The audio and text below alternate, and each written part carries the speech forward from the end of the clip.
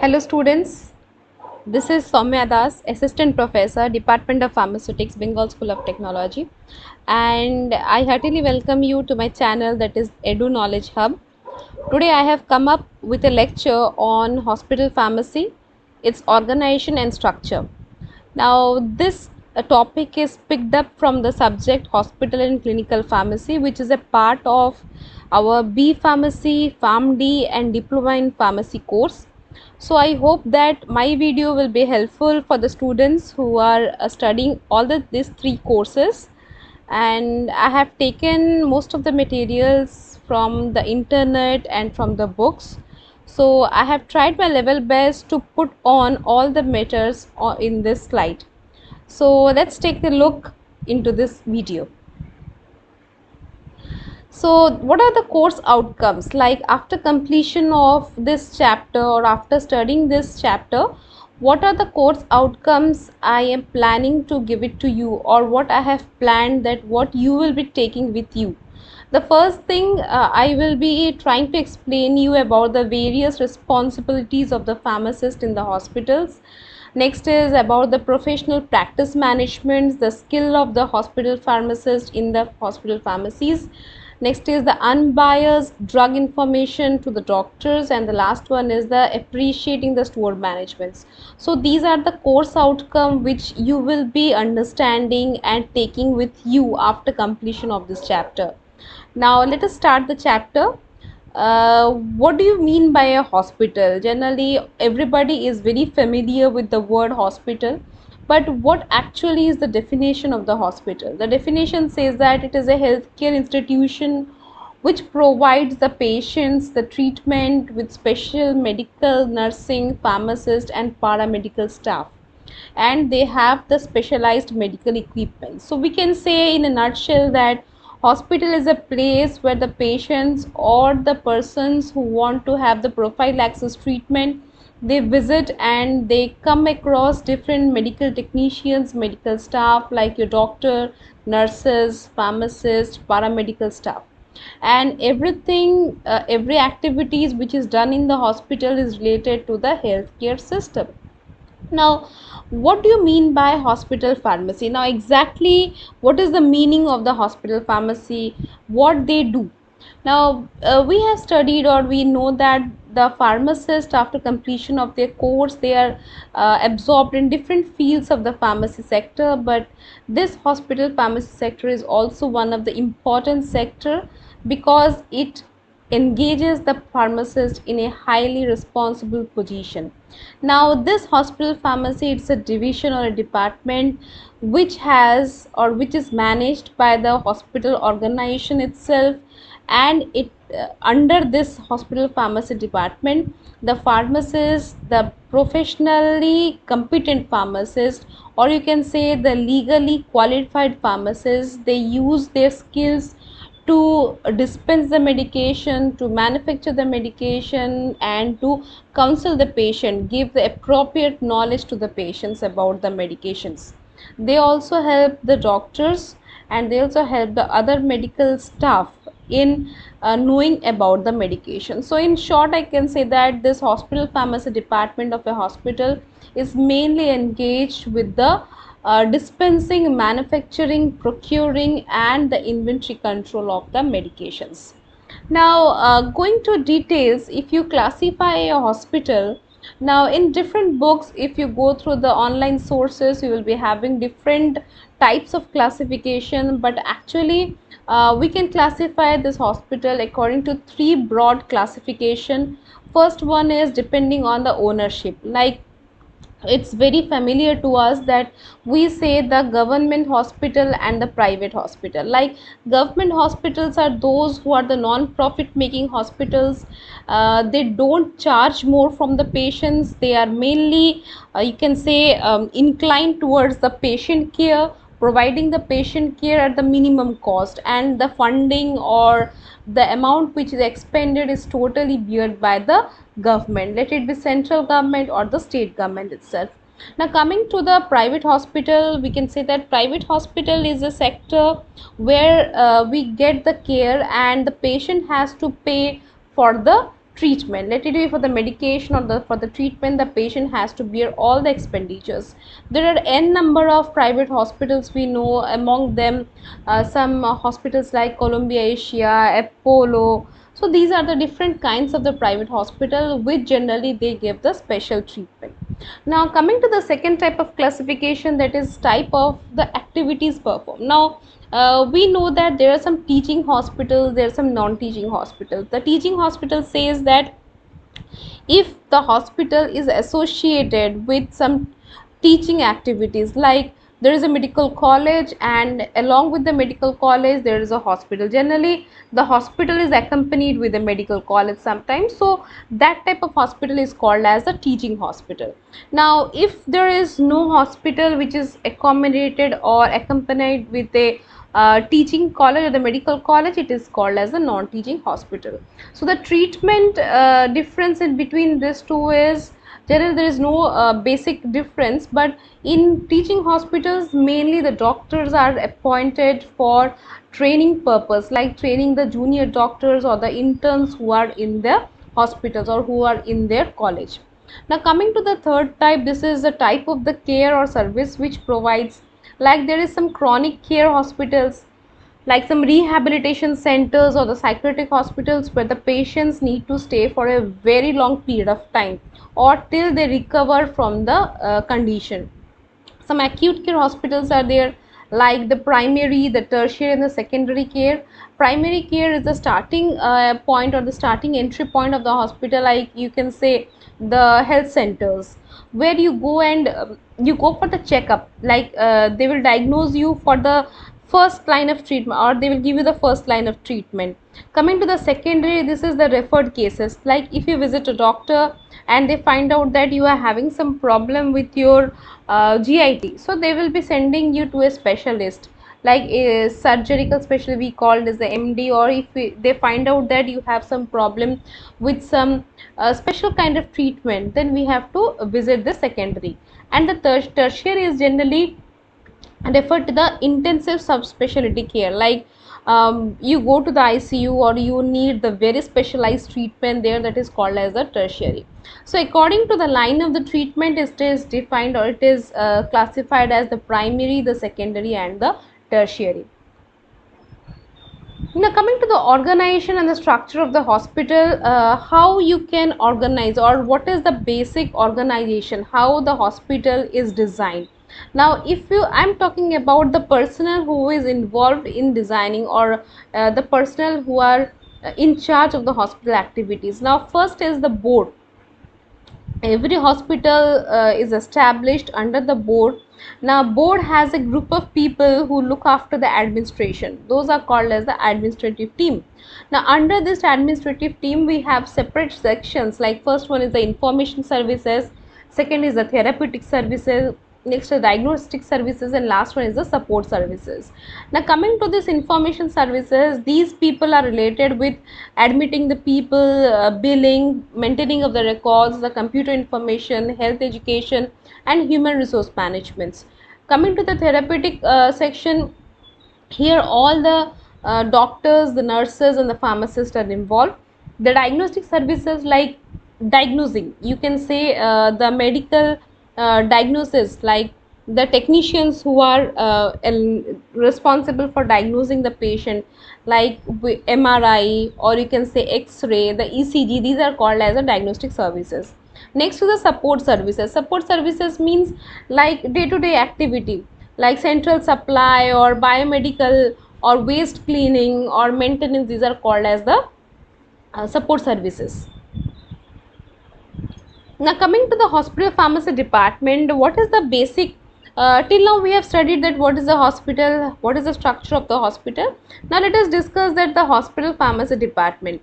What are the responsibilities of a hospital pharmacy department? The first responsibility is supply of the drug. So this is the first and the foremost responsibility.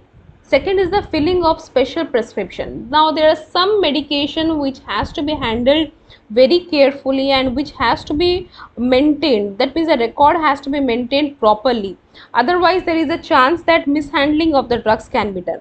Now in that case the hospital pharmacy department is responsible for maintenance of those type of the medication. Next is the manufacturing of the drug. Some drugs, some medications are there, those before dispensing they need to be manufactured in the hospital pharmacy section and they need to be dispensed. So this type of manufacturing is also done in the hospital pharmacy department. Next is the storage and dispensing of narcotic biological products. It's a very important segment here. All the narcotic products are kept under the surveillance, so it is the hospital pharmacy department who deals with the supply and issue of the narcotic products along with the biological products. Supply and storage of ancillary product. Ancillary product means the surgical equipments or anything which is related to the surgery. Those things are also supplied by the hospital pharmacy department. Coming to the location, basically the hospital pharmacy should be located at the ground floor, because there is some reason behind this, so that the inpatients and the outpatients both can visit the hospital pharmacy department. And the dispensing area which is there, it should be having lot many of seats provided, so that any patient who wants to take the medication can get the waiting area for them. Coming to the objectives of the hospital pharmacy, what is the exact objective? The first objective is to ensure the availability of the right medication at right time. Like you are choosing the medication, which type of medication should be given and at what time. The doctors write the prescription, but whether it is available in our hospital or not, that has to be looked after by the hospital pharmacy department, and that has to be provided with the minimum cost. Like cost effectiveness also the hospital pharmacy department has to look after.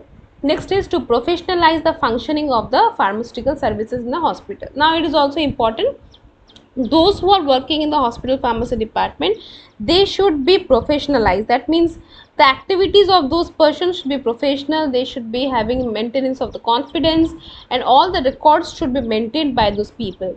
They sometimes act as a counseling department also to all the medical staff, nurses, or the patient.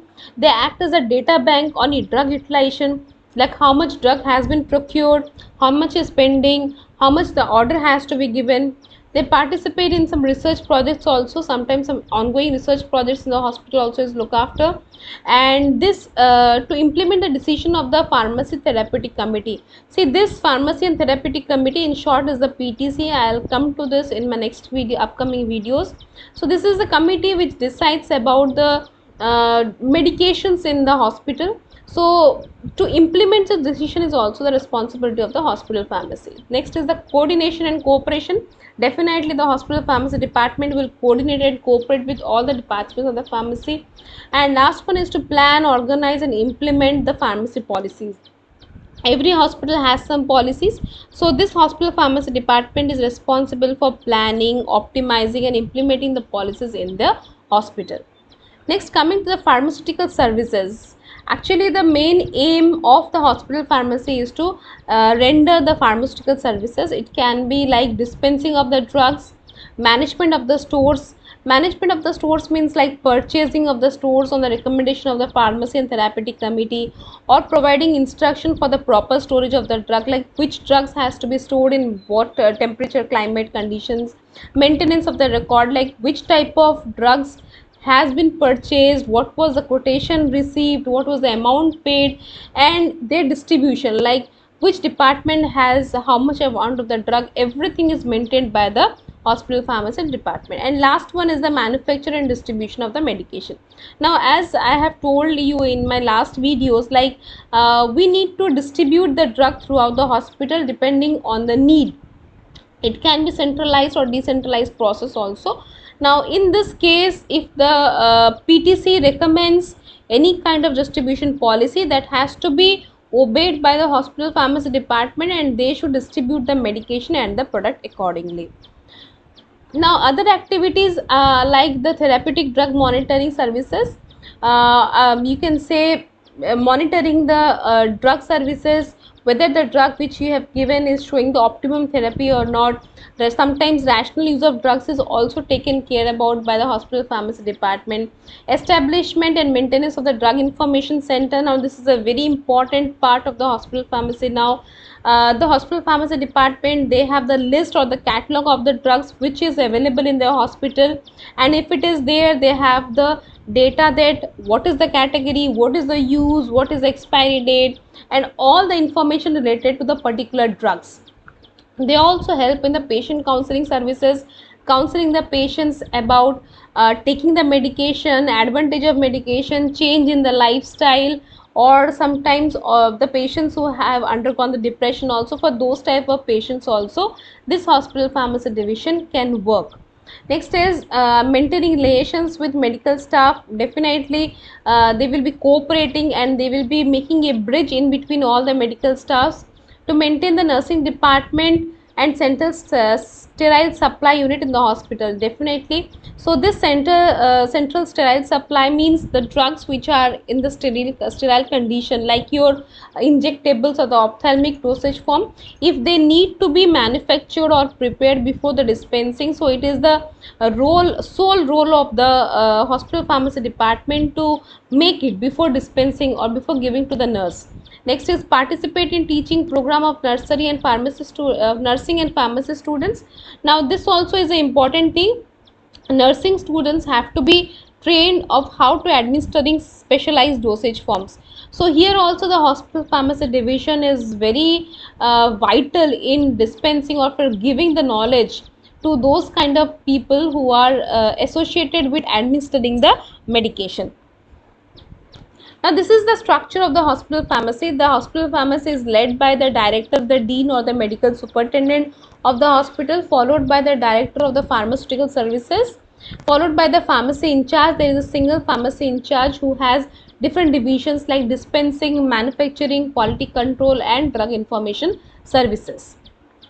Coming to the responsibility of the hospital pharmacies, basically we have this four responsibility. First is the central dispensing area.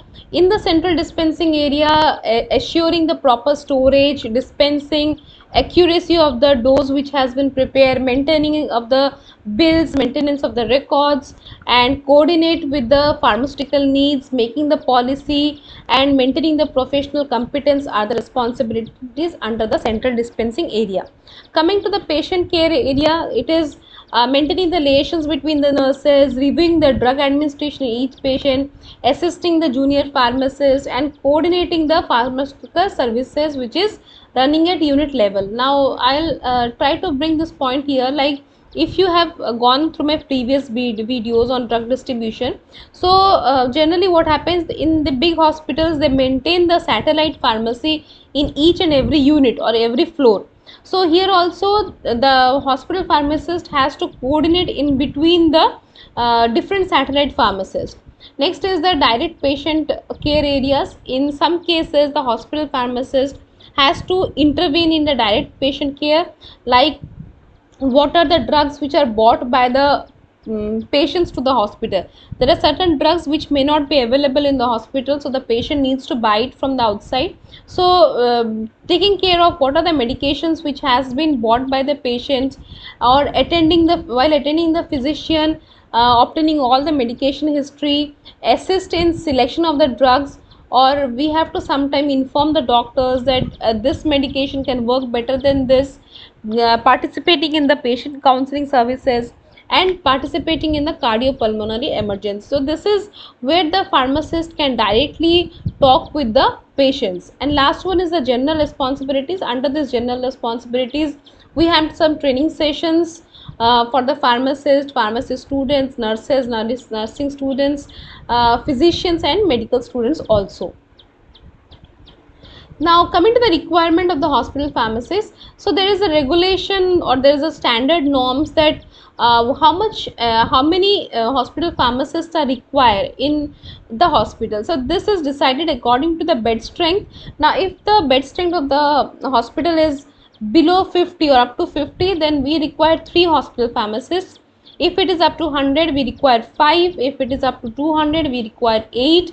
If it is up to 300, we require 10, and if it is up to 500, we require 15. So gradually the number of beds if increases, then the hospital pharmacist requirements also increases. Now it's important that the director of the pharmacy services in the hospital, he or she should be the postgraduate qualification in hospital pharmacy, pharmacology or pharmaceutics subject, and they should be coordinating between the pharmacy and the non-pharmacy staff. So dear students, here I come to the end of this video. Here I have explained you about the structure and organization of the hospital as well as the hospital pharmacy. I have taken some of the materials from these books, or you can say these links. You can refer this book or these links. If you have any query, you can drop the mail to this mail ID mentioned here. Please don't forget to subscribe my channel, that is Edu Knowledge Hub, for more upcoming videos.